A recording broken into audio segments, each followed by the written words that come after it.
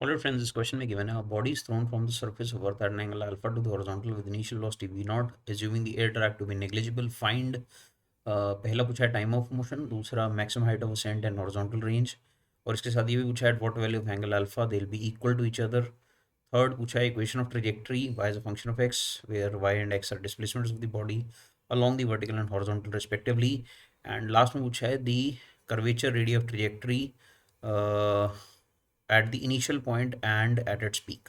Okay, तो ये straight forward question है from projectile motion. Let's say हमने किसी बॉडी को प्रोजेक्ट किया है लाइक दिस. ये उसकी वेलोसिटी हमें दे रखी है v नॉट, और angle with respect to horizontal दे रखा है अल्फा. बॉडी कुछ इस तरह का कर्व सा पाथ फॉलो करेगी and eventually it will come back to the ground.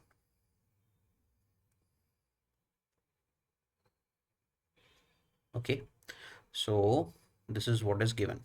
Just redraw this. Okay. अब हमसे पूछा गया है टाइम ऑफ मोशन. तो देखिए, जो बॉडी की वेलोसिटी है उसका हॉरिजॉन्टल कंपोनेंट जो है that is v not cosine alpha. Vertical component is v nought sine alpha. Right. तो बॉडी जो है जब यहाँ से ग्राउंड पे आती है, let's say t is equal to 0 पे आपने बॉडी को प्रोजेक्ट किया है, और ग्राउंड पे हिट करने में जो समय लग रहा है that is the time of flight. ये हमें पहले पूछा गया है.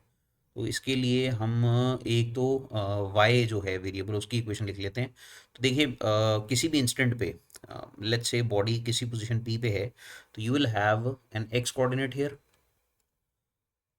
And a y coordinate here like this. ठीक है. तो जो एक्स कोऑर्डिनेट है,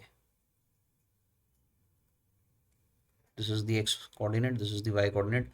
how they will be given, इसको नीचे कर देते हैं. Okay. So the x coordinate of path will simply be v naught cosine alpha into t, right? Horizontal component of velocity multiplied by t, and the y component will be the y variable, y coordinate will be v naught sine alpha into t minus half G T square. ऐसा इसलिए क्योंकि x axis पे कोई acceleration नहीं है, तो इस वजह से वेलोसिटी एक्स एक्सिस पे कांस्टेंट है, और वाई एक्सिस पे एक्सेलरेशन एक्स एक्सिस पे ज़ीरो है, वाई एक्सिस पे एक्सेलरेशन कांस्टेंट है which is equal to minus g, right, in the negative y direction. So इस वजह से वेलोसिटी जो है एक्स एक्सिस पे कांस्टेंट रहेगी. तो आप सीधे एक्स कोऑर्डिनेट ऐसे लिख सकते हैं, बट वाई वाला जो एक्सेलरेशन है, बिकॉज इट इज़ कांस्टेंट, तो आप यूनिफॉर्मली एक्सेलरेटेड मोशन की equation s is equal to u t plus half d square लगाइए और सीधे सीधे आंसर आ जाएगा. अब हमसे पहली चीज़ जो पूछी गई है वो है time of flight. So for time of flight when t is equal to capital T, अगर आप ध्यान से देखें तो आपके पास y की वैल्यू जो है वो ज़ीरो हो जाती है. सो इसका मतलब ये वैल्यू हमें चेक करनी है, ये ज़ीरो कहाँ होती है. तो this value becomes equal to zero. इसका मतलब ये हुआ, आप t कॉमन ले लीजिए, ब्रैकेट में आपके पास आता है v nought sine alpha minus half g into t is equal to zero. So clearly या तो आपके पास t की वैल्यू ज़ीरो आ रही है, या ये ब्रैकेट वाली वैल्यू ज़ीरो हो जाती है.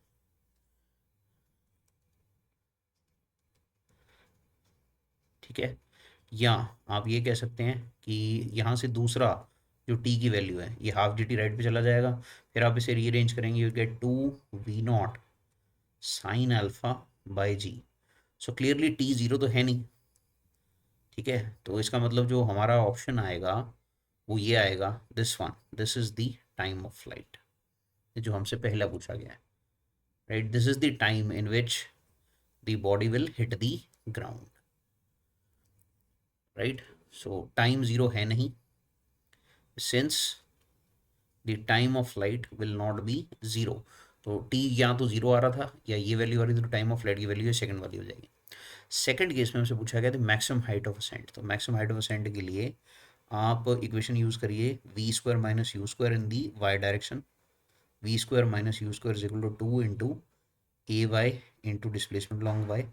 तो इस वाले पॉइंट पे, यानी जब बॉडी मैक्सिमम हाइट पे पहुंचती है, तब velocity in the y direction zero जाती है टॉप पे। तो आप वी वाई को जीरो फिल कर दीजिए, this is zero. Initial velocity along the y direction is v nought sine alpha, और इसका स्क्वायर हो जाएगा तो v not square sine square alpha, this value is equal to into a y is minus g, s y is your h max. तो बस अब आपको rearrange करना है इस इक्वेशन को। जब आप रीअरेंज करते हैं तो आपके पास यहाँ से जो मैक्सिमम हाइट आ रही है, this comes out to be, I think minus minus cancel हो गया, you get v not square, then you have sine square alpha divided by 2g। सो ये मैक्सिमम हाइट आ गई आपके पास। ऑल्सो हमसे रेंज भी पूछी गई है, राइट, हॉरिजॉन्टल रेंज। तो हॉरिजॉन्टल रेंज के लिए तो बहुत ही आसान है, आप ये जानते हैं एक्स जो इक्वेशन आपने लिखी that is v not cosine alpha into t. तो जब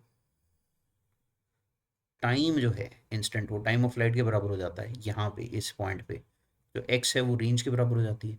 of course we had found out कि वाई यहाँ पे जीरो था, बट एक्स जो है वेरिएबल वो रेंज के बराबर हो जाता है। Therefore range R is equal to, x की जगह हमने आर लिख लिया, क्योंकि v not cosine alpha into t, and t we had found out to be this value, that is twice v nought sine alpha.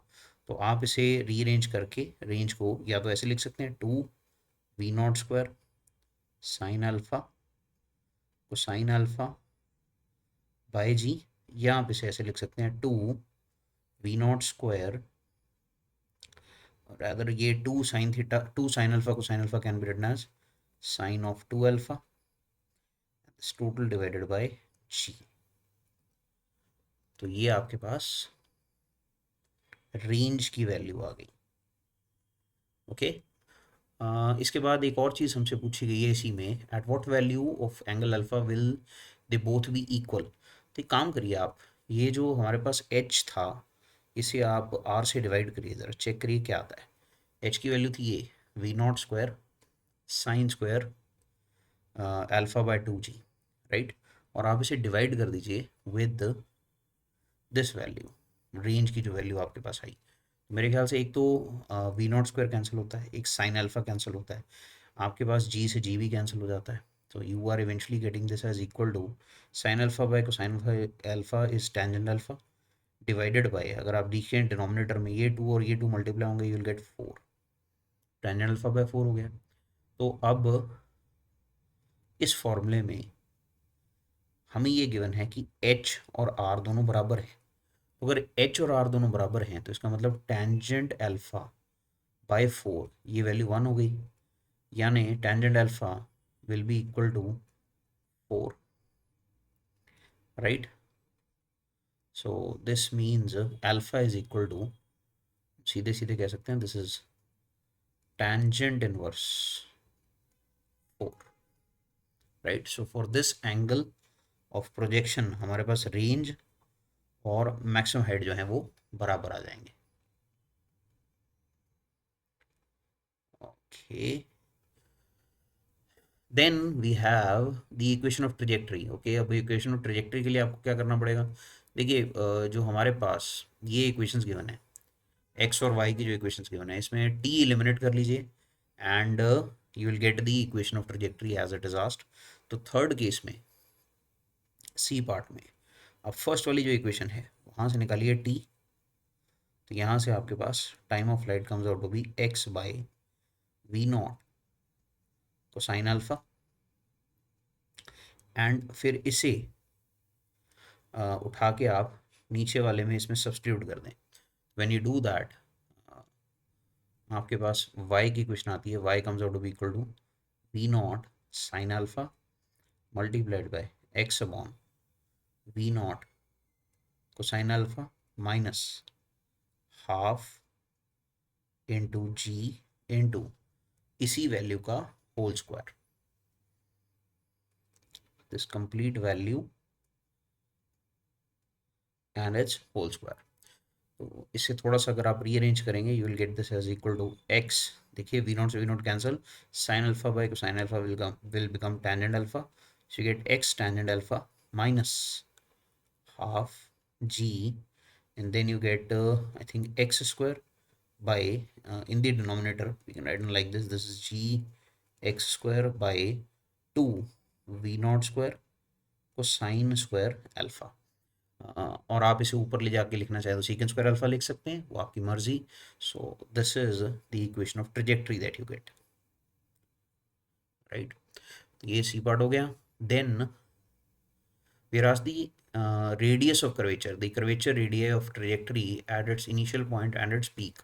so देखिए radius of curvature के लिए हम डायरेक्टली फॉर्मूला यूज़ कर सकते हैं। एक बार मैं इसी डायग्राम को बोरो कर रहा हूँ। ओके तो अगर आप देखें ध्यान से हमने बॉडी को at an angle alpha with velocity v nought project किया था। तो हमसे ना रेडियस ऑफ कर्वेचर पूछा गया at the point of projection and at the highest point. अब इन जनरल जो रेडियस ऑफ कर्वेचर होता है उसके लिए हम फॉर्मूला यूज़ करेंगे। ये दो तरीके से कर सकते हैं बट जो बेसिक फॉर्मूला है that is velocity perpendicular, sorry rather velocity square the magnitude of velocity square divided by acceleration perpendicular to velocity। तो ये फॉर्मूला जो है हम इसे यूज़ करेंगे। तो अगर आप ध्यान से देखें किसी भी इंस्टेंट पे अगर हमसे पूछा जाता let's say this point is P, यहाँ पे पूछा जाता कि what is the radius of curvature, तो इंस्टेंटेनियस वेलोसिटी हमारे पास होती वी, राइट। और instantaneous angle with respect to horizontal, let's say अगर हम ये हॉरिजॉन्टल लाइन बनाते हैं, let's say this is the horizontal line, तो इसके साथ ये एंगल होता फाई, राइट। तो वेलोसिटी का वेलोसिटी से परपेंडिकुलर डायरेक्शन में एक्सेलरेशन होती this this was g, rather this is in the vertical direction. अब इससे परपेंडिकुलर डायरेक्शन में एक्सेलरेशन चाहिए तो let's first draw perpendicular to velocity, let's say this is the direction perpendicular to velocity.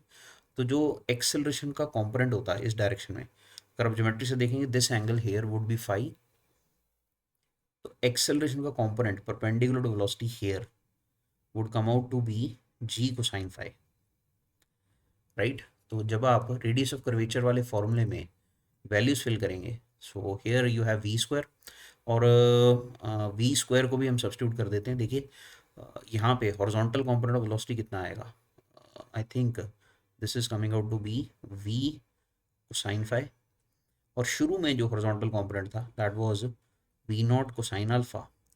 और क्योंकि हमें ये पता है कि acceleration in the x direction is zero, so इसका मतलब ये हो गया कि जो वेलोसिटी एक्स डायरेक्शन में वो कांस्टेंट रहती है। क्योंकि वो कांस्टेंट रहती है तो आप सीधे सीधे ये कह सकते हैं कि जो वी नॉट कोसाइन अल्फा था this was same as v cosine phi. तो यहाँ से आपको वी पता लग जाएगा। So v comes out to be equal to I think this is V naught cosine alpha by cosine phi, right. अब radius of curvature में ये तो v की वैल्यू फिल करेंगे और एक्सेलरेशन परपेंडिकुलर है g कोसाइन फाई, तो when you fill this here तो आपके पास जो रेडियस ऑफ कर्वेचर है this comes out to be equal to v not square cosine square alpha divided by, नीचे कोसाइन स्क्वायर फाई आएगा but acceleration perpendicular में g cosine phi आ रहा है, so you will get g cosine cube phi. तो ये आपके पास जनरल एक्सप्रेशन आ गया of the radius of curvature at any point in the path, right. हमें सिर्फ इंस्टेंटेनियस एंगल पता लग जाए कि कितना है with respect to horizontal, we can find out the radius of curvature. तो ये टी जीरो पे कंडीशन थी, ये किसी इंस्टेंट ऑफ टाइम टी पे अगर हमें instantaneous angle with respect to horizontal पता लग जाए तो वो यहाँ पे फिल करके we can find out the radius of curvature. अब हमसे दो स्पेशल पॉइंट्स पे पूछा गया, ये कहाँ कहाँ पूछा गया है, एक तो पूछा गया है at the point of projection that is at t is equal to zero, और एक पूछा गया एट द हाईएस्ट पॉइंट यानी t is equal to time of ascent top most वाले पॉइंट पे। तो at the point of projection जहाँ से आपने प्रोजेक्ट किया है वहाँ पे मेरे ख्याल से इंस्टेंटेनियस एंगल फाई जो है वो थीटा के बराबर हो जाएगा। तो जब फाई रेदर अल्फा के बराबर हो जाएगा तो आप फाई को जब अल्फा के बराबर फिल करते हैं यहाँ पे I think you're getting the radius of curvature R1 is coming out to be V not square. ऊपर आपके पास कोसाइन स्क्वायर फाई है, अल्फा है, नीचे आपके पास कोसाइन क्यूब अल्फा है. So I think you get this as g cosine alpha. ये बचेगा आपके पास. This is at the point of projection. And at the peak अगर आप देखें तो पीक वाली पोजीशन पे what is phi, phi is coming out to be zero. क्योंकि यहाँ पे जब टॉप पे आप पहुंच जाते हो तो टॉप पे पूरी तरह से जो वेलोसिटी है वो सिर्फ एक्स एक्सिस वाली बच जाती है, that is v not cosine alpha. और इससे परपेंडिकुलर डायरेक्शन में सिर्फ एक्सलेशन टू ग्रेविटी एक्ट करती है. तो आप सीधे भी फॉर्मूले में वैल्यू फिल करके आंसर निकाल सकते हैं, और सीधे आप फाई को जीरो फिल कर दीजिए तो phi zero cosine zero one होता है. So you get the radius of curvature at the peak as v not square cosine square alpha, and this total divided by I think you're getting this as g, right? In the denominator you're getting g. तो ये आपके पास आ रहा है radius of curvature at the peak.